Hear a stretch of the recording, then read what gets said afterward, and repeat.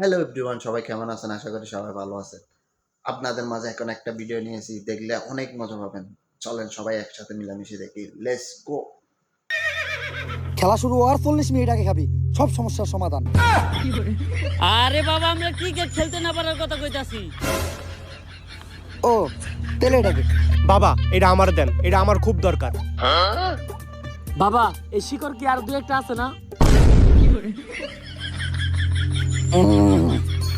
দেখছো নি কারবার আসছে, খেলা কিভাবে ভালো খেলবে এই জন্য, আর এখন অন্য খেলাতে চলে গেছে। আর লাল কাপড় পরা সাধু বাবাটাও কিন্তু দুষ্টু কম না। এখন আপনি কোন আমরা কোনো খেলায় জিতি না কে?